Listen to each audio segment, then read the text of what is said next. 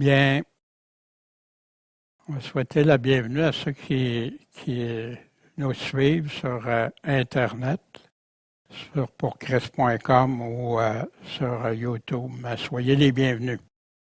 Ce matin, on est rendu à la dernière sur la série des commandements de Jésus. Cette dernière-là, ça veut une synthèse, c'est un survol rapide de ce que les principaux commandements. Mais on va regarder ce qui en parle. Et par la suite, on poursuivra avec des sujets spécifiques, plus spécifiques. Bien, ce matin, cette 44e partie. Puis je vous invite, ceux qui entendent ça peut-être la première fois, d'aller voir par la suite qu'est-ce que c'est, tous les commandements que Jésus nous a laissés lui-même, ou par ses apôtres, ces commandements qu'il nous dit, si tu m'aimes, tu vas suivre mes commandements. Si tu ne m'aimes pas, tu ne les suivras pas. Juste avant, la semaine dernière, on était dans la révélation, appelée Apocalypse, de Jésus-Christ. On a vu Dieu fais-nous justice, les âmes qui souffrent qui ont été mises à mort parce qu'ils ont suivi Jésus-Christ. Les heureux qui ont gardé ce qui est écrit. On a vu d'autres malheureux qui n'ont pas voulu écouter ni se repentir. On a vu aussi qu'il continuait d'annoncer ce qui va arriver encore au peuple, aux nations. Puis il nous dit, heureux celui qui lit, qui garde ces choses-là, parce que ça s'en vient. Heureux les vainqueurs qui ont gardé les commandements de Jésus pendant la grande tribulation. Ici sont ceux qui ont persévéré dans la foi de Jésus-Christ pendant la tribulation. Malheureux, aujourd'hui, beaucoup de chrétiens se font dire qu'ils n'auront pas à subir ça, alors que Jésus n'a jamais dit ça. Au contraire, tous ses enseignements vont dans le sens qu'il va y avoir une grande tribulation pour ceux qui croient en lui. La marque la bête, c'est ceux qui gardent les commandements de Jésus, ne prendront jamais, ne blasphémeront pas pour avoir cette marque la bête.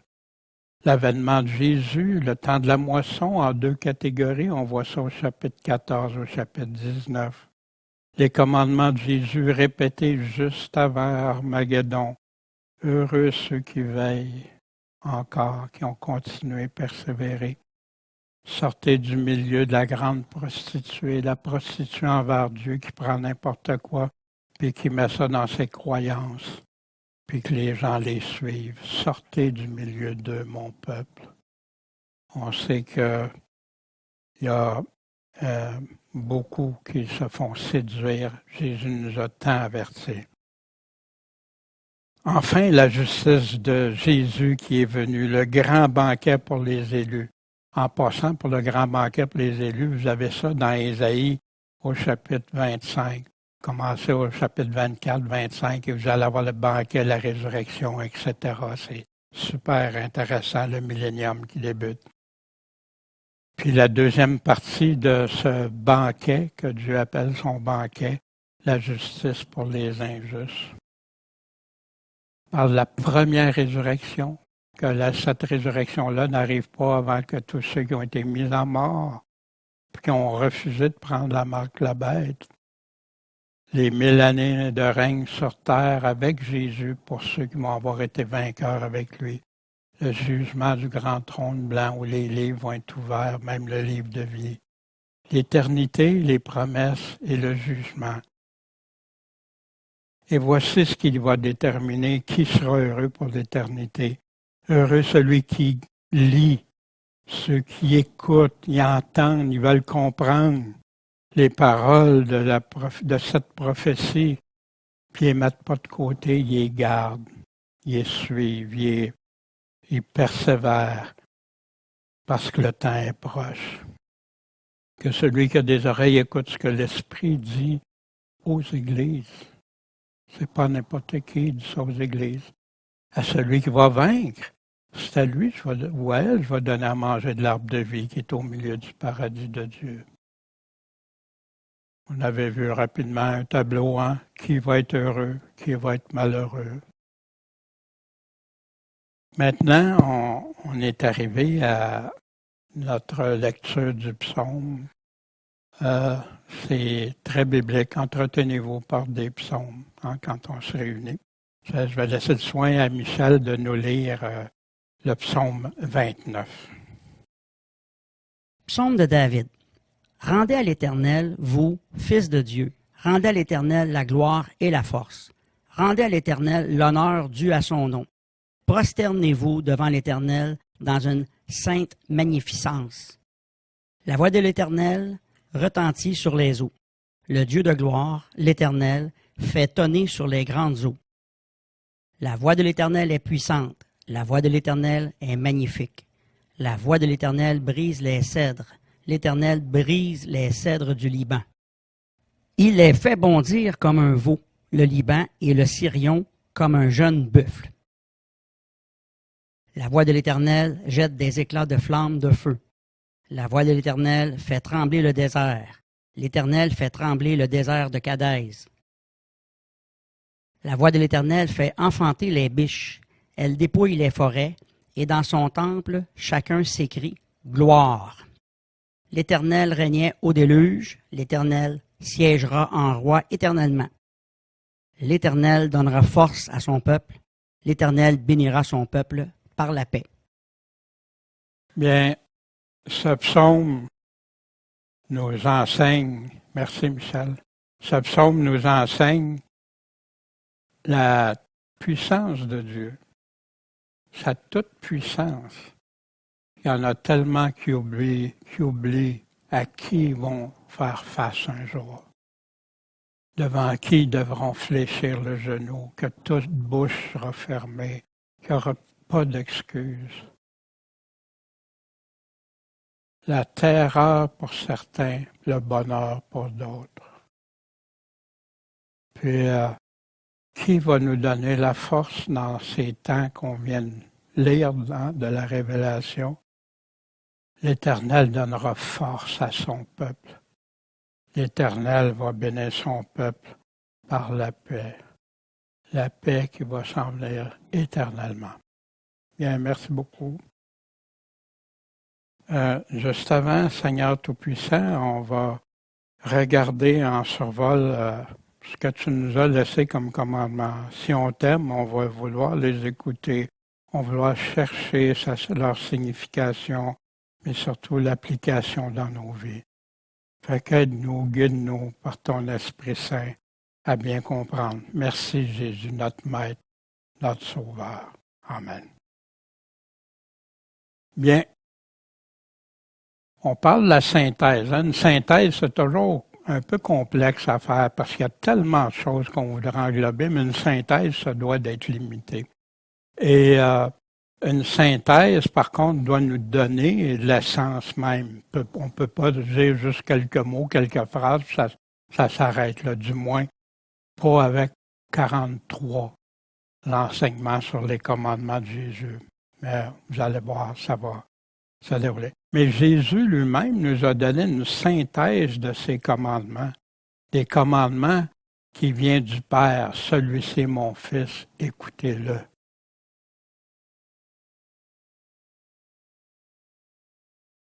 Un scribe, un théologien qui s'est approché, lui a demandé quel est le premier de tous les commandements. Jésus répondit, le premier de tous les commandements, c'est écoute Israël. Hein? La personne qui l'écoutait savait très bien de quoi il parlait. Le Seigneur notre Dieu est le seul Seigneur. Tu aimeras le Seigneur ton Dieu de tout ton cœur, de toute ton âme et toute ta pensée et de toute ta force. C'est ça le premier commandement. Puis voici le second qui vient avec. Ça vient on a ça dans Deutéronome, on a ça dans l'Ancien Testament, qui lui est semblable. Tu aimeras ton prochain comme toi-même. Il n'y a pas d'autre commandement plus grand que ceux-ci, ces deux commandements-là.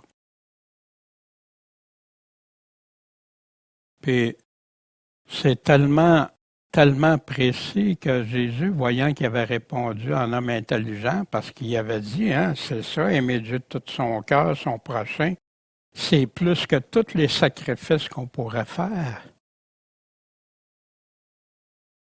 Jésus lui dit, homme, c'est un homme intelligent.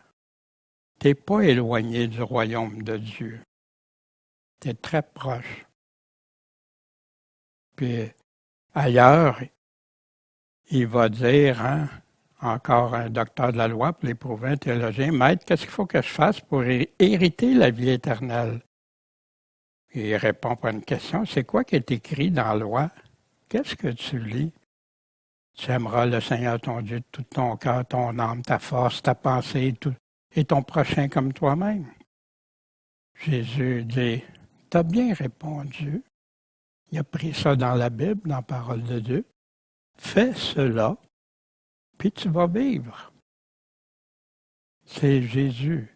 Et Jésus, en nous faisant cette synthèse-là de rapprocher les deux plus grands commandements, c'est les commandements à lesquels se rattachent tous les autres commandements. Tout ce qu'on va regarder, c'est rattaché, soit aimer Dieu, soit aimer son prochain, mais les deux sont indissociables. La seule chose, c'est Dieu qui a la priorité. C'est lui de toutes nos forces, toute notre âme, toutes nos pensées. Pas nous-mêmes, pas notre prochain. Notre prochain, on l'aime comme on s'aime soi-même. Est-ce qu'on s'aime soi-même comme on aime Dieu de tout notre cœur, notre âme, notre pensée? Ben non. Et voici. Il y a dans Matthieu aussi 22, 35, 40. Fait que là, il y en a qui disent, ouais, mais ça, c'était pour ceux qui étaient sous la loi de Moïse. Ouais, mais on est sous la loi de Christ. Voici ce que Paul dit des commandements. Qu'est-ce qu'il en pense vraiment? Parce que j'ai souvent entendu que les commandements, non, il ne faut plus que tu sois sous la loi, tu es légaliste. Sous la loi de Moïse, tout à fait. Mais voici ce que Paul dit. La circoncision, c'est pas grand-chose, c'est rien, l'incirconcision. C'est pas ça qui est important. Mais l'observation des commandements de Dieu, c'est tout. Tout est là. Paul, j'ai été comme sans loi avec ceux qui sont sans loi, quoique je ne sois pas moi-même sans loi à l'égard de Dieu. Pourquoi? Parce que je suis sous la loi de Christ. La loi de Christ, c'est ses paroles, c'est ses commandements, c'est ce qui nous a instruits. Portez les fardeaux les uns des autres, puis accomplissez ainsi la loi de Christ. Combien de fois Jésus a commandé d'aimer son prochain? Paul, avec les commandements, et les commandements, tu ne commettras pas d'adultère, tu ne tueras pas, tu ne voleras pas, pas de mensonge, pas de faux témoignage, tu ne convoiteras pas, puis tout autre commandement rattaché à ces catégories-là. Tout cela se résume dans 7 paroles. Tu aimeras ton prochain comme toi-même. Fait qu'on voit la synthèse, les synthèses dans ça. Si quelqu'un croit être prophète ou inspiré, hein, qui reconnaisse que les choses que je vous écris dans les lettres de Paul, ou spécifiquement ici Corinthiens, sont des commandements du Seigneur. Fait qu'est-ce que Paul disait que les commandements, c'est tu es légaliste parce que tu vas suivre les commandements? Bien au contraire. Bien au contraire. Et voici aux Thessaloniciens, vous savez quel commandement on vous a donné au nom de qui? De Jésus-Christ. Fait que les commandements, c'est indissociable de la foi en Jésus-Christ. Regardons quelques paroles qu'il faudrait supprimer pour ceux qui disent que les commandements sont pas si importants, c'est être légaliste ou c'est vouloir se sauver par ses œuvres ou tout ça. Si vous m'aimez, gardez mes commandements. Celui qui a mes commandements puis qui les garde, pas juste les avoir, c'est lui qui m'aime. Si quelqu'un m'aime, il va garder ma parole. Celui qui ne m'aime pas, ne garde pas mes paroles. Paroles et commandements sont exactement, c'est pour ça qu'il répète.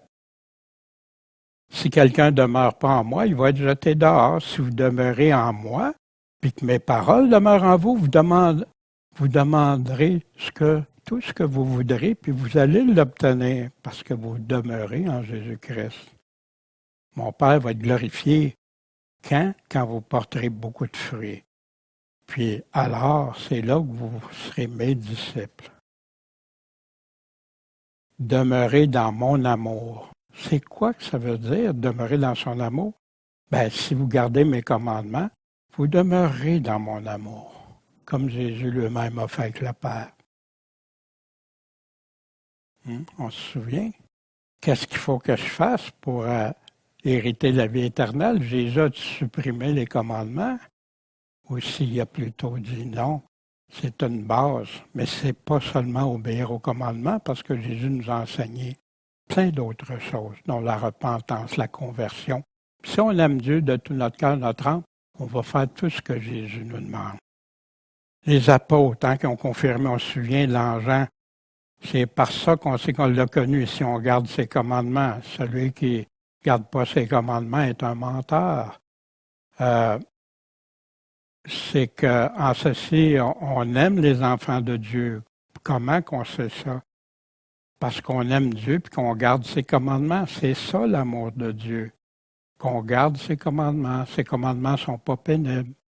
Des fois, ça peut être difficile à appliquer tant qu'on ne les a pas intégrés dans notre vie. Mais un coup qu'on les a intégrés, wow, merci Seigneur, tu m'ouvres les yeux. Tu me donnes une paix que je n'aurais jamais pensé. Puis, c'est ici l'amour quand on marche selon ses commandements. C'est là afin qu'on le suive. Jésus qui est devenu l'auteur du salut éternel pour tous ceux qui lui obéissent. Les apôtres ont confirmé tout au long du Nouveau Testament. Je prends quelques exemples, mais pour nous le rappeler, puis peut-être quelqu'un qui nous écoute pour la première fois, qui veut écouter une synthèse des commandements de Jésus, ça part de là. Ses commandements, par ses paroles à lui. L'Église d'aujourd'hui, est-ce qu'elle a bien compris les paroles de Jésus? Puis là, je n'attaque pas les Églises. Je fais simplement illustrer une situation. Je crois qu'on est rendu dans le temps de l'apostasie où les Églises s'éloignent de plus en plus. Il y en a, heureusement, qui restent fidèles. Amen. Donc, toute puissance a été donnée à Jésus dans le ciel et sur la terre. C'est pour ça, quand on nous demande quelque chose, si on est conforme à sa volonté, il va le faire. À moins que ça ne soit pas bon pour nous ou quelqu'un. Donc, allez, instruisez toutes les nations, baptisez-les au nom du Père, du Fils et du Saint-Esprit. Le baptême est une condition que Jésus a donnée, une mission que Jésus a donnée à l'Église. Et apprenez-leur à garder quoi? Tous mes commandements. Je reviens avec ça, combien de fois qu'on a vu ça? Mais c'est le passage qui est le moins obéi dans les églises. On prêche sur le salut, on prêche sur différentes choses, mais est-ce qu'on prêche? On est en train d'expliquer aux chrétiens c'est quoi les vrais commandements de Jésus, puis comment les appliquer, comment les pratiquer, ou ils sont en train d'amoindrir l'importance d'obéir à ces commandements. C'est en pleine contradiction avec la mission que Jésus nous a donnée si on fait ça. Quand Jésus dit « Celui qui va avoir violé mes commandements », non. Un des plus petits commandements que Jésus vient de nous donner, puis qui va avoir enseigné aux hommes. Es-tu pasteur? Es-tu enseignant? T'enseignes-tu aux hommes? Qu'est-ce que t'enseignes? T'enseignes-tu ces commandements au complet? Tous ces commandements, pas juste ceux qui sont intéressants ou qui font plaisir à entendre. Qui aura enseigné les hommes sera estimé le plus petit dans le royaume des cieux. Mais pour un seul petit commandement, il va être estimé le plus petit. Il ne dit pas s'il t'enseigne pas ces commandements, pour un des plus petits. Mais celui qui va les avoir premièrement observés, mis en pratique lui-même, et enseigné, celui-là sera estimé grand dans le royaume des cieux. Lequel serait le plus petit des commandements que Jésus a donnés? Jésus est en train de parler sur le sermon sur la montagne. Tous ces commandements, on va avoir une partie. Il y en a ceux qui sont plus ou moins importants. Comment on pourrait définir ça? Plus grand ou plus petit dans le royaume? Qui veut contester avec Jésus? Un chrétien va désirer écouter puis mettre en pratique, pas essayer d'éliminer des commandements ou des choses comme ça. Puis pour ceux qui répètent si souvent que j'ai entendu, « Ah, c'est impossible d'obéir aux commandements de Dieu », laissons la parole de Dieu nous répondre. Ils étaient tous deux justes devant Dieu. Ils suivaient quelques-uns des commandements, tous les commandements et toutes les ordonnances du Seigneur d'une manière irréprochable. Fait que moi, quand quelqu'un me dit c'est impossible, non, Jésus ne nous aurait jamais demandé quelque chose d'impossible. Il nous demande quelque chose, ça requiert un engagement. C'est devenir son disciple. Sans ça, il faudrait éliminer plein de paroles qu'il nous a dit. Dans les commandements de Jésus, on voit se repentir, se convertir. Jésus commande ça. Le suivre, marcher dans ses pas, écouter sa voix, éclairer le monde par nos bonnes œuvres, qui voient nos bonnes œuvres. Ça encore, c'est un sujet qui est tellement dénigré. N'appelez pas Jésus Seigneur, Seigneur si vous ne lui obéissez pas. Les conséquences vont être graves. Bâti sur le roc de l'obéissance, on en parlait ce matin. Sinon une grande chute, une grande ruine si tu ne mets pas en pratique. Adorer Dieu seul. Suivre Jésus. Puis il y a plus de passages, parce que le suivre nous donne des explications. Qu'est-ce que ça veut dire, le suivre? Être le sel et la lumière dans ce monde. Pas traiter ton frère d'imbécile. C'est Jésus qui dit ça. Il y en a qui croient que c'était juste pour les Juifs. Non. Où tu trouves ça dans le Nouveau Testament, de traiter tes frères, tes sœurs d'imbéciles, ou de niaiseux, ou d'autres? Tu te sens supérieur? Pratiquer la réconciliation. Pas regarder un autre avec convoitise. C'est un adultère dans le cœur envers Dieu. Convoiter, que ce soit des personnes, que ce soit des choses qu'on voudrait avoir, la jalousie, être jaloux, ben lui a ça, moi j'ai pas ça, etc. Jésus, c'est un enfant, Dieu nous donne, on doit le glorifier et être reconnaissant de ce qu'on a. Pas divorcer, puis pas épouser une autre. Qui est divorcée, c'est un adultère devant Dieu. Puis en passant, 1 Corinthiens 7, 29 nous le dit très clairement. Le survol des commandements de Jésus, ne pas prêter des serments. Ta parole, c'est oui, oui ou non, non, un ou l'autre. Pas d'hypocrisie, pas de rajout. De couper les tentations, tout ce qui est un objet de chute, de la perdition. Le jeter loin ou le garder puis aller à la perdition. Les gens ne comprennent pas aujourd'hui parce que souvent on leur présente que c'est pas grave. Ils ne réalisent pas, tantôt Michel nous lisait le psaume, devant qui on va passer. Celui qui a l'autorité, celui qui nous a dit de ne pas faire ça ou de faire ça. Faites-en plus que demander. Allez jusqu'au bout. Il veut que tu fasses 1000, fais-en 2. Donnez à ceux qui demandent. Fermez pas quand on vous demande, quand c'est en votre pouvoir de le faire. Aimez, bénissez, puis priez pour vos amis. Oui, mais pour vos ennemis aussi, ceux qui vous font du tort. Faites du bien en silence pour la seule louange de Dieu. Les autres n'ont pas besoin de tout savoir ce que tu fais. Dieu, oui. Dieu le sait. Quand vous priez, tu jeûnes ou que tu donnes, fais-le en secret. Montre pas que c'est ce qui reprochait aux pharisiens. Quand on prie, c'est pas des vaines répétitions. Tu pries, Dieu comprend, Dieu entend.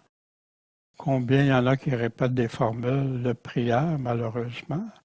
Combien qu'il y en a qui prient pour que les autres tout entendent?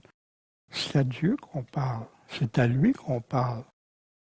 Les autres, oui, parfois on donne des informations pour que d'autres comprennent pourquoi on prie. C'est pour ça que c'est préférable avant de dire pourquoi on veut prier quand on fait des réunions de prière. Puis après, les gens sont au courant. Puis après, on réserve le temps pour prier Dieu. À Dieu, c'est à lui qu'on parle. Priez Dieu le Père au nom de Jésus-Christ. On sait qu'on ne peut pas aller au Père sauf par Jésus. De ne pas être anxieux, pas s'inquiéter, chercher premièrement le royaume de Dieu puis sa justice. Accumuler des richesses, des vraies richesses, selon Dieu, dans les cieux, puis pas les richesses du monde sur la terre. Pas juger hypocritement, pour pas être nous autres aussi jugés. Souvenez de la paille, de la poutre.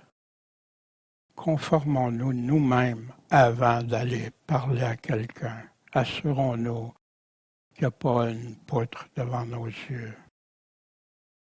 Continuez, persévérez à demander, à chercher, à frapper. Traitez les autres comme vous aimeriez être traités. Jetez pas vos perles avec des gens rébarbatifs ou hargneux qui rejettent l'Évangile et qui méprisent après ça. Pardonnez aux autres comme vous voulez être pardonnés par Dieu. Pas de pardon aux autres, pas de pardon de Dieu. Jésus est très clair. Que les morts enterrent leurs morts. Ici, on parle, Jésus faisait la distinction entre les morts du monde et les vivants spirituels. Craignez pas les gens. C'est pas le monde qu'on doit avoir peur de craindre. Craignez Dieu. C'est lui qui va avoir l'autorité finale à la fin. Confessez Christ devant les hommes. Garde pas ça caché. Demande-lui la sagesse comment le faire. Prendre sa croix, abandonner sa propre vie pour suivre Dieu. Se méfier de l'hypocrisie puis de la cupidité. Reprendre un frère, un autre commandement que l'Église ne fait pas souvent. Puis souvent, quand elle applique ce commandement-là, elle le fait pour des raisons d'opinion personnelle ou de théologie de la dénomination au lieu de seulement par les Écritures. Reprends un frère en privé s'il t'a offensé, il a péché contre toi. Puis s'il se repent, pardonne-lui. S'il ne veut pas t'écouter, t'en prends 2, 3 autres. Puis après ça, ça va devant l'Église. Puis si cette personne-là ne veut pas écouter l'Église, Jésus a dit, traite-les comme un païen, comme un non. C'est un non-croyant. Payez vos impôts, puis donnez à Dieu ce qui lui appartient. Vous vous souvenez ce que Jésus, avec la pièce, a donné à César, remettre à César. Aimer Dieu et les autres revient partout. Honore Dieu de tout ce qui t'a été donné. Comment on l'honore avec ce qu'il nous a donné. Servez les autres comme vous le feriez pour Jésus lui-même. C'est à moi que vous le faites. Prêchez l'Évangile puis enseignez l'obéissance à ses commandements. Repentez-vous de vos péchés, reviens. Croyez en Jésus, faites-vous baptiser. Ayez la foi comme un enfant qui croit. Vendez rien dans la maison de Dieu. Souvenez Jésus qui a chassé dans le temple. Choisir la bonne part, celle qui ne sera pas ôtée. Écoutez ce que Jésus dit. C'est ça la bonne part. Celle-là ne sera jamais ôtée si tu écoutes et tu m'en pratiques. Agir avec compassion, sans préjugés envers les autres. Inviter les pauvres à manger avec nous. Être humble, prendre la position la plus basse. Dieu résiste aux orgueilleux, mais accorde sa grâce à ceux qui sont humbles. Choisir le chemin étroit, être en garde contre les faux prophètes, des pasteurs déguisés en brebis, mais qui ne portent pas des fruits selon Dieu. On va les reconnaître selon les fruits qui ne sont pas conformes à ce que Dieu nous demande. On doit naître de nouveau. Encore là, naître de nouveau, se repentir, se convertir, naître de nouveau, ce n'est que le début, le départ, ce n'est pas une fin en soi. C'est de là que tout part, de choisir de suivre Jésus-Christ. Vivez en moi, puis vivez dans mon amour. Convoite pas la bénédiction de ton frère. Ah, comment ça, lui, Dieu, il donne ça, Dieu le bénit, pas moi. Se faire baptiser, on l'a vu. Puis, aller vers la perfection. La perfection, tantôt on a lu dans Hébreux 5, qui disait Jésus, qui, après qu'il a souffert, qui est devenu parfait, il a accompli, il est devenu entier, complet, sa mission complète. Mais nous aussi, accomplis selon Christ. Puis plein d'autres. Vous voyez, c'est un survolant. On va voir aussi quelques-uns pour la fin. C'est les commandements de Jésus. Qu'est-ce qu'on en fait? Voici, être sur nos gardes. La première chose que Jésus répond, de ne pas se laisser séduire. Avant de répondre à ses disciples, quand est-ce que tu vas revenir? C'est quoi le signe de ton avènement? Restez vigilants et prêts à son avènement. Les vierges folles, les vierges sages, serviteurs prudents ou imprudents, etc. Beaucoup de faux pasteurs vont venir en son nom. Il y en a qui vont faire même des miracles. Souvenez-vous de Noé, de Lot. Qu'est-ce qui s'est passé quand Dieu est intervenu? Il a enlevé Noé dans une arche, il l'a protégé, puis la colère de Dieu descend. Lot, la même chose dans le même jour. Puis comment vivaient les gens de ce temps-là? Mangeaient, buvaient comme si rien n'était plus important dans leur vie, sans reconnaître qu'ils vont avoir à répondre au Créateur. Serviteurs fidèles ou infidèles, les vierges sages ou insensés, ceux qui cachent qu'ils ont reçu, qui pensent qu'ils sont riches, je le garde, puis fructifie pas, porte pas de fruits. Veillez, priez. Combien sont en train de veiller et prier? Pas prendre la marque de la bête. Persévérer jusqu'à la fin pour être sauvé. Réjouis-toi quand tu es persécuté pour Jésus-Christ, à cause de Jésus-Christ. Et voir le tableau des 7 églises qu'on a vues, les 2 derniers, puis on l'a aussi, je l'ai remis à la fin pour cette semaine. Gardez ces paroles. Lire, écouter, comprendre, garder. C'est ici la patience, la persévérance des saints. C'est ici, ce sont ceux qui gardent les commandements de Dieu puis la foi de Jésus. Heureux ceux qui observent ces commandements afin d'avoir droit à l'arbre de vie puis d'entrer dans la nouvelle Jérusalem. Ce que l'Esprit dit aux églises, pour toutes les églises. Les commandements de Jésus sont indissociables de la foi. L'obéissance s'attache à des grandes promesses pour les vainqueurs. Parce que Jésus nous aime, puis il veut que ses disciples en reçoivent le bonheur éternel. C'est pour ça qu'il nous indique le chemin étroit, qui nous avertit, qui nous encourage, qui dit que ce que notre Créateur approuve ou réprouve. Parce qu'il ne veut pas qu'aucun périsse, mais qu'on vienne tous à se repentir. C'est pas tous ceux qui disent Seigneur, Seigneur qui vont entrer dans le royaume des cieux, mais ceux qui font la volonté de mon Père qui est dans les cieux, la volonté de son Père. Voici mon Fils bien-aimé, écoutez-le.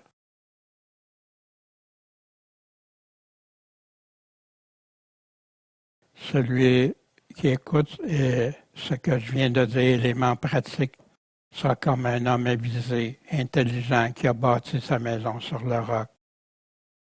La tempête s'est abattue. Dans notre foi, la tempête va venir. Tous ceux qui veulent vivre pieusement en Jésus-Christ vont être persécutés. Mais ce n'est pas écroulé, c'est resté solide. Mais quiconque, on se demandait ce matin, c'est qui ça, quiconque? Quiconque. Quiconque entend ces paroles et les met pas en pratique sera comparé à un homme insensé, la même chose, vierge insensée, qui bâtit sur le sable. Puis là, la tempête est arrivée.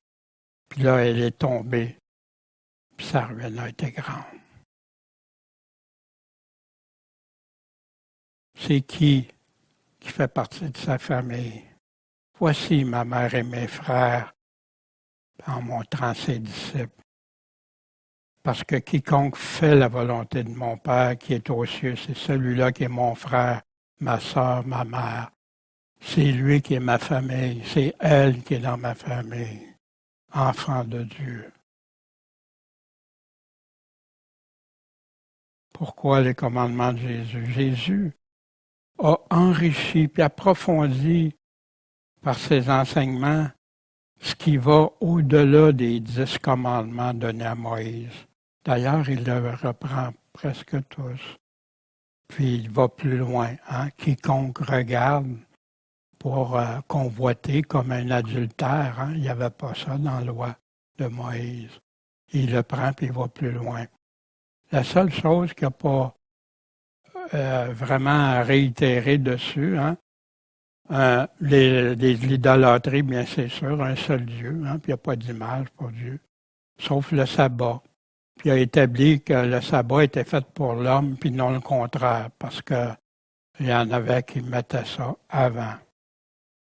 Jésus définit les commandements, les explique dans la pratique pour plaire à Dieu, sans hypocrisie, de façon comme des enfants. Ces commandements sont concentrés sur l'amour de Dieu en premier, puis son prochain comme soi-même.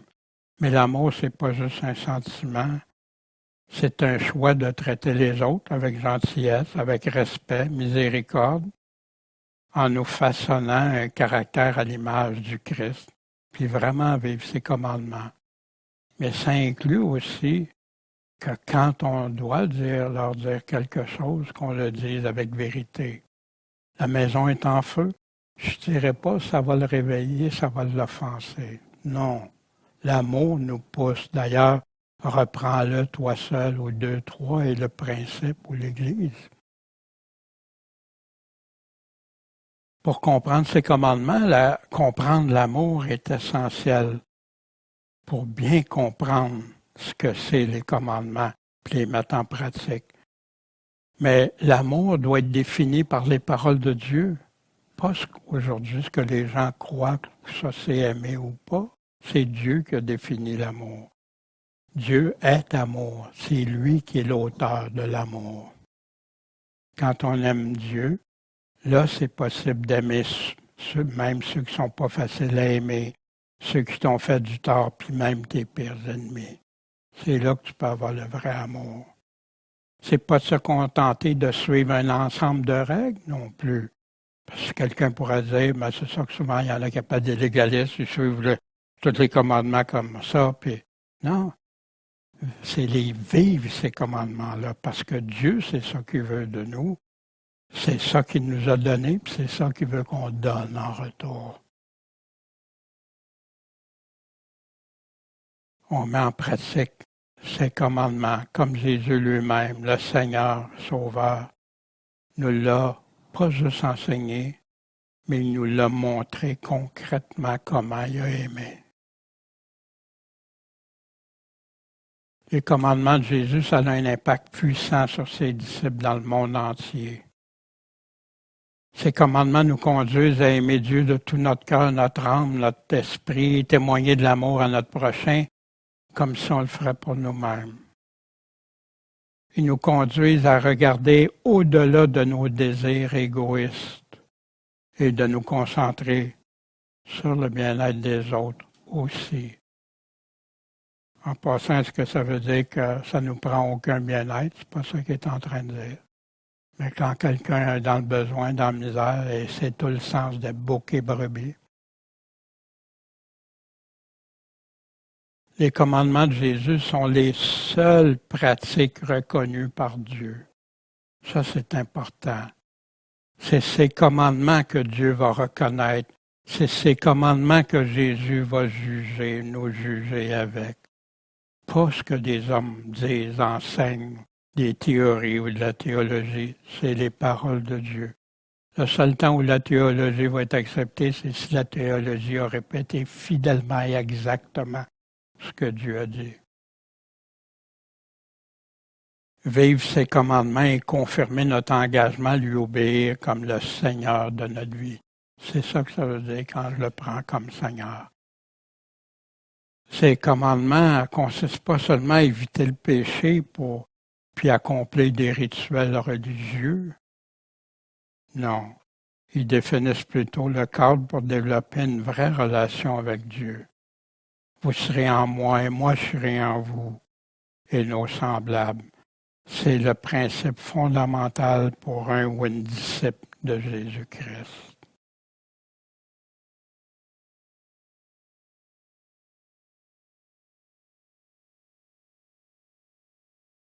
Quelques petits conseils pratiques.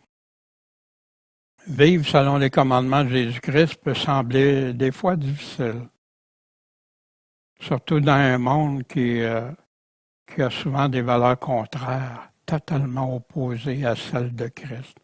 C'est pour ça qu'il nous dit de ne pas vivre selon le monde.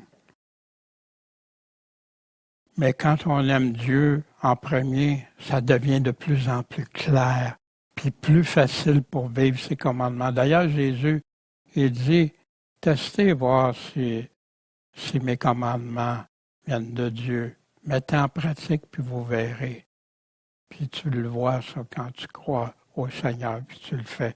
Même si au début, ça a l'air, voyons, humainement, c'est impossible. Jésus, lui, tout est possible. Puis il nous le montre. Puis l'Évangile est là, ces commandements sont là pour nous transformer d'une vie d'ennemi de Dieu à une vie d'ami de Dieu.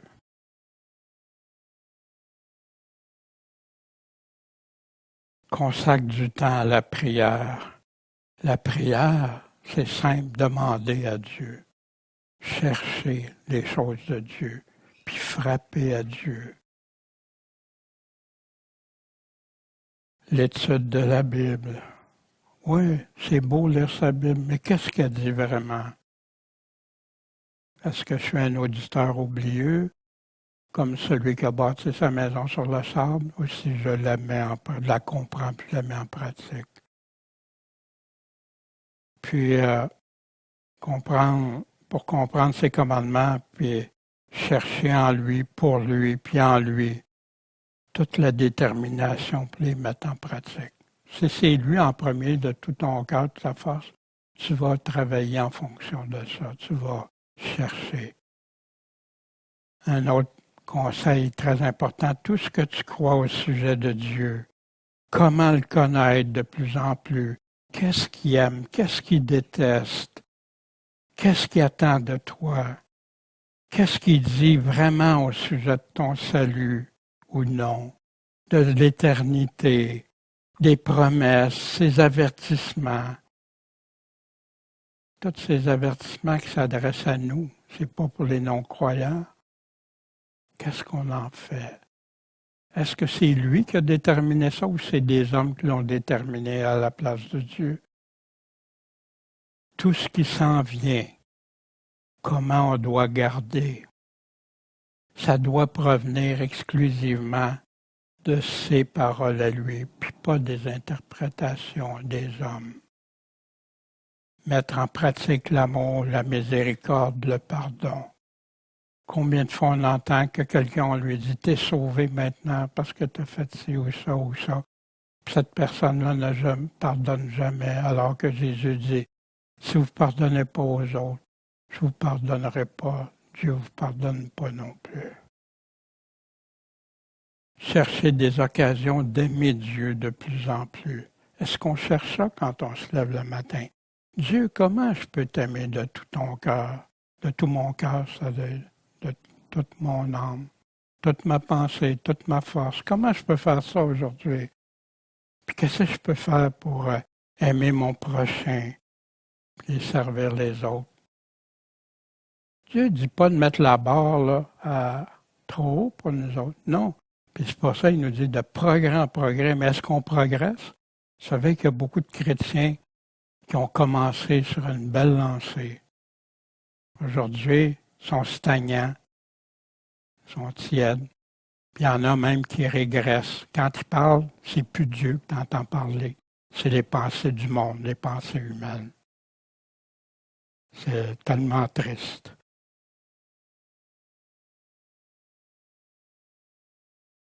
As-tu sa pensée? Qui a connu la pensée du Seigneur pour l'instruire? Qui peut enseigner quelque chose à Jésus? Mais nous avons quoi? La pensée de Christ, où on la retrouve dans la loi de Christ. Pour détruire les raisonnements et toute hauteur qui s'élève contre la connaissance de Dieu, toutes ces valeurs du monde, selon le monde, qui veulent aller en contradiction avec ce que Dieu a dit, puis pour amener toute pensée captive à quoi? À l'obéissance de Christ.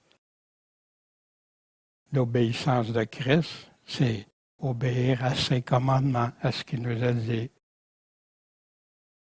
Christ ayant souffert pour nous dans la chair, vous aussi armez-vous de cette même pensée que celui qui a souffert dans la chair a cessé de pécher.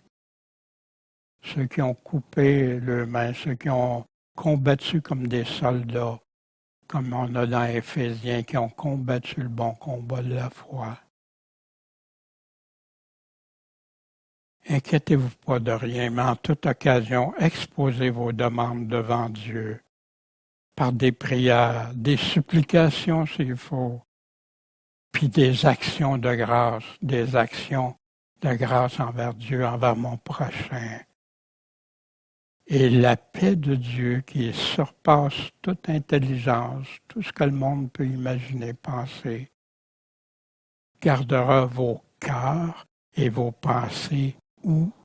En Jésus-Christ, en lui, par lui, avec lui. Obéir à ses commandements, c'est un processus de toute notre vie ici. Au début, j'ai plein de choses. Je me convertis, je peux avoir plein de choses qui déplaisent à Dieu. Je n'enlève les gros morceaux au départ, tout ce que je sais qui offense à Dieu, je me repens de ça. Pardon, Seigneur, puis j'enlève ça de ma vie. Des manières de vivre qui déplaisent à notre Créateur, contraires à ce pourquoi Dieu nous a créés. Des péchés qui nécessitent une repentance, une conversion. Puis en passant, la repentance, c'est tout au long, à chaque fois qu'on découvre qu'on a offensé Dieu ou qu'on fait quelque chose qui lui déplaît. Après ça, ça passe dans ce filtre-là. Oh, il en reste moins. On découvre d'autres manières d'offenser Dieu, des mauvais fruits qu'on porte, des désobéissances qu'on ne savait pas, on n'avait pas compris que c'était désobéir à Dieu. puis on grandit dans la connaissance de Dieu. Fait qu'il y en a plein. Puis quand la maturité de la foi, quand tu accomplis vers la perfection, tout ça, c'est ça que Jésus a dit. Il y en a qui rejettent ça totalement comme si les gens pour se sauver par leurs œuvres. Non, c'est pour obéir à Christ, pour suivre ce que Jésus nous a dit. Parce que Jésus nous le dit très clairement, qui va entrer, qui ne rentrera pas. Puis ce qu'il y a là, ça sort en fruits après ça. Des fruits qui se multiplient, comme dans la parole dans la bonne terre. Parce que la parole dans la bonne terre d'un cœur honnête et bon, que la Bible nous dit, fait effacer tout ça. Nous rend de plus en plus solides dans la foi, inébranlables. Pierre nous le dit, hein, quoi faire? Joignez à votre foi, la sanctification, etc. Il nous dit tout le plan, comment être inébranlable. Maintenant, Dieu a dit ça, ouais, je vais être capable, je ne suis pas prêt à ça, j'aurai jamais la force ou ça ne me tente pas. Ça, c'est pas un chrétien qui obéit au commandement du Seigneur. C'est un chrétien qui obéit à ses commandements à lui. Obéir à ses commandements. Dieu dit ça, c'est ça ma vie. C'est lui qui est mon roi. C'est lui qui est le maître de ma vie. C'est lui qui est mon Dieu. Point barre. Pas de oui, mais non, non. Rien de ça. Si c'est pas ça, reviens. Reviens ici. Des changements de plus en plus qui se font seulement selon la volonté de Dieu. Ceux qui font la volonté de mon Père, c'est eux autres seuls qui vont avoir le royaume. Marcher humblement avec notre Dieu. Cette semaine, on lisait dans Michée. Mais qu'est-ce qu'il faut que je fasse? Il t'a déclaré aux hommes. Il te l'a dit, Dieu te l'a dit. Ce qui est bon, il nous dit qu'est-ce qui est bon ou mal. Puis qu'est-ce que l'Éternel demande de toi? Maintenant que tu sais que c'est quoi qui est bon, tu connais ses commandements. Sinon de faire ce qui est droit, qui est la justice de Dieu dans ta vie. D'aimer la miséricorde, mais pas seulement celle que je reçois de Dieu. Moi, d'aimer la miséricorde pour l'accorder aux autres. Puis de marcher, moi je suis bon. Non. Moi je fais ça. Je suis juste un serviteur, comme je dis même, un serviteur inutile. Je fais juste ce que je devais faire toute ma vie, puis que j'ai failli si souvent. Mais c'est ça que Dieu nous a créé. Il m'a créé pour que je sois correct, pas pour que je sois pervers, pas pour que je sois dans la désobéissance, pas pour que... Non. Marche humblement avec ton Dieu.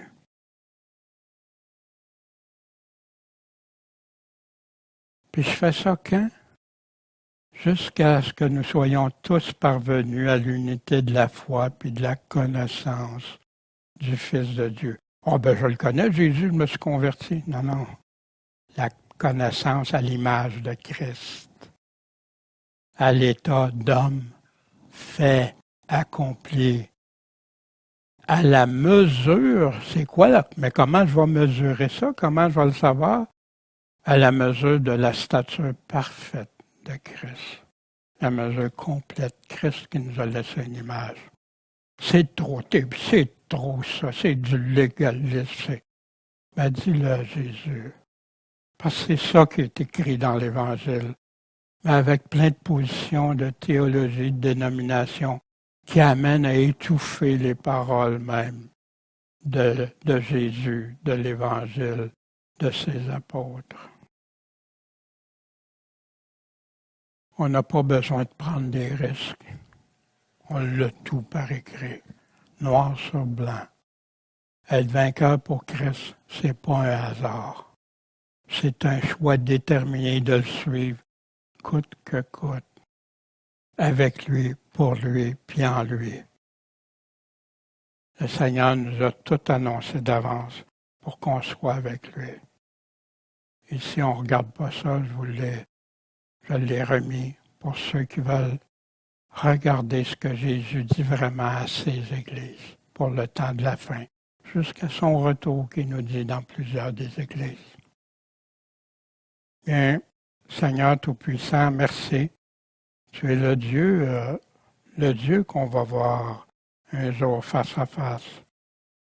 Celui qui n'aura pas de compromis. Tu vas accorder ta grâce, comme tu le dis, à ceux qui ont écouté ton Fils Jésus, qui se sont convertis, repentis, nés de nouveau, qui ont suivi tes commandements, qui t'ont aimé, suivent tes commandements, qui t'ont suivi, qui ont écouté ta voix, qui sont des vierges sages, des serviteurs fidèles, ceux qui ont fait fructifier, ceux qui ont écouté ta parole, ceux qui ont mis en pratique ce que tu as dit. Seigneur, qui ont suivi ton chemin étroit dans ce monde. Mais Seigneur, c'est à toi qu'on vient. Je prie, Seigneur, qu'il y en ait qui prennent ce choix déterminé de te suivre, d'être avec toi, que ce ne soit pas des paroles ou des sentiments qui s'évaporent, mais que ce soit un choix déterminé de prendre leur croix, d'être prêt à tout pour te suivre, de t'aimer, de te suivre. Puis un jour, tu vas nous voir face à face, puis que tu puisses dire pour chacun de nous, bon et fidèle serviteur, entre dans la joie, entre dans ce banquet, entre dans ce temps béni, merveilleux, où on recevra toutes tes promesses, Seigneur. Béni sois-tu. En ton saint nom, Jésus, le roi des rois, le Créateur, le Maître, qui est devenu notre Sauveur. Amen.